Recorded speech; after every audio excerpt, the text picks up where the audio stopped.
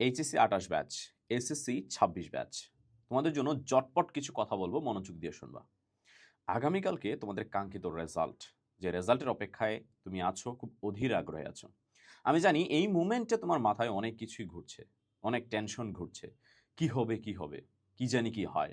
Result কি আদৌ ভালো হবে নাকি খারাপ হবে? খারাপ হলে আমি কি করব? খারাপ হলে বাবা-মা কি বলবে? বা খারাপ হলে আশেপাশের মানুষজন কি বলবে? বা খারাপ হলে কি আমার লাইফ শেষ? এরকম অনেক কিছুই তোমার মাথায় ঘুরছে। আমি তোমাদেরকে একটা কথা বলবো, এই যে তোমাদের যে সিচুয়েশনটা, এই সিচুয়েশনটা তুমি একা না। প্রত্যেক বছর লাখ, লাখ স্টুডেন্ট পার করে আসে। আমি নিজেও পার করে আসছি এবং যারা এসএসসি পরীক্ষা দিয়ে আসছে সবাই পার করে আসে। এই যে তোমার যে আগামীকালকের রেজাল্ট, এই রেজাল্টটা কিন্তু তোমার লাইফের গোল না। মানে তোমার লাইফের টার্গেট না। তোমার লাইফের আল্টিমেট টার্গেট কি? তোমার লাইফের আল্টিমেট টার্গেট হচ্ছে সফল হওয়া, সফলতা অর্জন করা, সাকসেসফুল হওয়া। সেজন্যই তো পড়াশোনা করছো।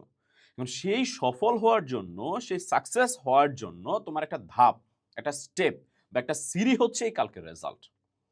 তার মানে এই যে রেজাল্টটা, এটা যদি খারাপও হয়, এর মানে এই না যে তুমি সফল হইতে পারবা না।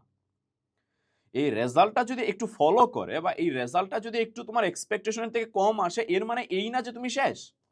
তোমার লাইফ ব্যর্থ হয়ে গেছে। আমি প্রত্যেক বছরই দেখি যে এসএসসি রেজাল্টের পরে কিছু স্টুডেন্ট নিজেদেরকে কন্ট্রোল করতে না পেরে সুইসাইড করে ফেলে। আমি আজও বুঝি না কেন করে? কেন ভাইয়া? এই যে তোমার যে আগামীকালকের রেজাল্টটা, এইটাতে খারাপ হইতেই পারে ভাইয়া। তোমার একটা সিঁড়ি, আমি বারবার বলতেছি, এটা তোমার গোল না। আল্টিমেট ফোকাস না, আল্টিমেট টার্গেট না। তুমি যেই লক্ষ্যে পৌঁছাইতে চাচ্ছ, সেই লক্ষ্যে যাওয়ার জন্য এটা একটা ধাপ, সিঁড়ি। এই সিঁড়িটা পার করে তুমি কলেজ লাইফে যাবা। কলেজ লাইফটা আবার আরেকটা সিঁড়ি, আরেকটা ধাপ। কলেজ লাইফ পার করে তুমি যখন অ্যাডমিশনে যাবা, সেটা আরেকটা ধাপ। এখন এই সিঁড়িটা সবাই সমানভাবে পার হইতে পারবে না। জানা কথা। সবাই সেম না।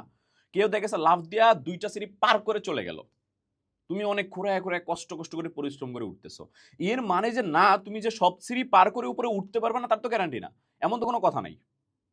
যে একেবারে ইজিলি এই সিঁড়িগুলা পার করতেছে, সেও পার করতে পারে। আবার দেখা গেছে তুমি কষ্ট করে, তুমি অনেক বেশি মানে বাকিদের তুলনায় অনেক বেশি পিছিয়ে পড়েছো। তারপরেও তুমি একদম কষ্ট করে ঝাঁপিয়ে ঝুঁপে কোন রকমে তুমি সিঁড়িগুলা পার করেছো।